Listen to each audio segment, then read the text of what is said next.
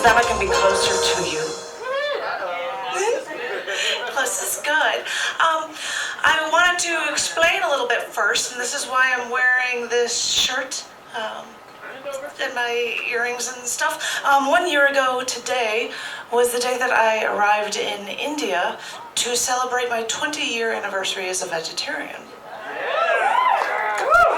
Which was fascinating from a vegetarian standpoint, but also because I was a woman, I'm considered a second-class citizen there. So there was a great juxtaposition of all sorts of interesting feelings there. But while I was there, saw tons of things, and I wrote journals, and I released stuff into a book called Voyage. And it's a little photo book, and I have two. One is long, that's why I've got only two. Vegetarian-themed, I guess, poems that I'd like to share with you. This first one is called Everything Was Alive and Dying. I had a dream the other night. I walked out of the city to the forest, and there were neatly paved bicycle paths and trash cans every 50 feet, and trash every 10. And then a raccoon came right up to me. She had a few little baby raccoons following her. It was so cute. I wish I had my camera. And she walked to me, and she spoke to me, and she said, "Thank you. Thank you for not buying furs. I know you humans are pretty smart. You have to be able to figure out a way to keep yourselves warm without killing me." And I said, "You know, they don't do it for warmth. They do it for fashion. They do it for power." And she said, "I know, but thank you anyway." Then I walked a little further, and there was a stray cat. She still had a little neon collar on with a little bell. And she walked a few feet, and she stretched her front paws. Oh, gosh, she looked so adorable. And then she walked right up to me, and she said, "Thank you." And I just looked at her for a second. I said, "For what?" And she just looked at me for a second, and her little ears were standing straight up. And she said, "In some countries, the cow is sacred. Because I've heard that in some parts of the world, I'm considered a delicacy." And I said, how do you know of these things?" And she said, "When somebody eats one of you, word gets around." And then she looked at me for a second. She said, "In some countries, the cow is sacred. Wouldn't they love to see how you humans prepare them for slaughter? Hey, hang them upside down and slit their throats so their still beating hearts will drain out all the blood for you." She said, "Isn't it really funny how arbitrary your decision to eat meat is?" And I said, "Don't put me in that category. I don't eat meat." And she said, "I know." And then I walked deeper into the forest, managed to get away from the picnic tables and the outhouses that lined the forest edges. The roaring cars gave way to the rustling of tree branches, the crackling of fallen leaves under my step. When the wind tunneled through, the wind whistled and sang as it flew past the bark and trees and leaves. I walked, I listened to the crack of dead branches under my feet, and I felt a branch against my shoulder. I looked up and I could imagine the trees speak to me, and they said, "Thank you for letting the endangered animals live here amongst us. We do think they're so pretty, and it would be a shame to see them go. And thank you for recycling paper, because you're saving us for just a little while longer. We've been on this planet for so long, embedded in the earth. We do have souls, you know. We cling with our roots. We don't want to let go." And I said, "But I don't do much. I don't do enough." And they said, "We know, but we'll take what we can get." And then I woke up in a sweat. So tell me, Ted Cruz. So tell me, Jeb, exclamation point, Bush. So tell me, Marco Rubio. So tell me, entertainer-in-chief, Donald Trump. So tell me, Bernie Sanders. So tell me, Hillary Clinton. So tell me, Barack Hussein Obama. If you woke up from that dream, would you be in a sweat too? I mean, do you know why we should save the rainforest? Oh, just tear the whole forest down. What difference does it make? Put on some orange grow so our concentrate orange juice could be a little cheaper.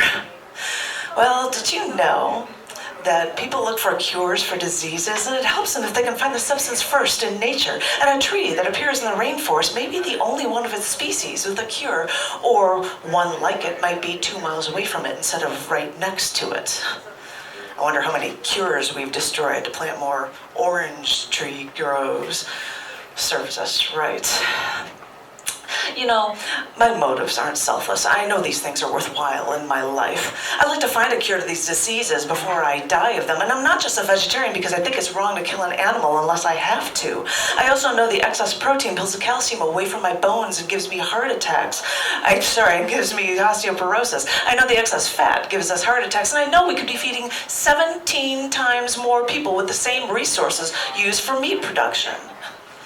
I know, you keep looking at me and calling me an extremist, but I'm sitting here, looking around me, looking at all the destruction caused by family values, and thinking that the right, moral, non-violent decisions are also those extreme ones.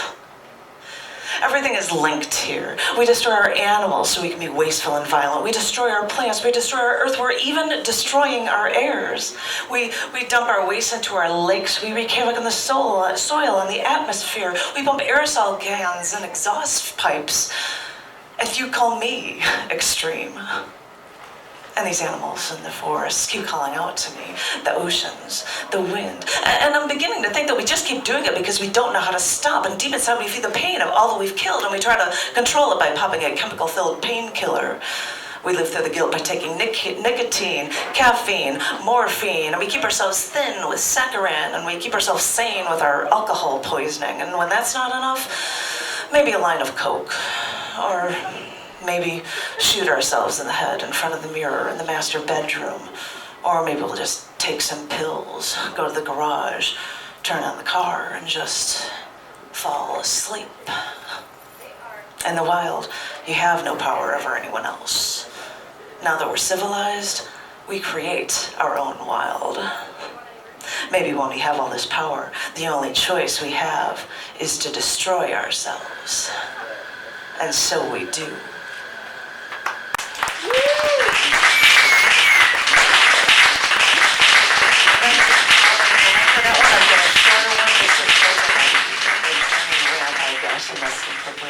Way to describe it. This one is called On a High Horse Like This.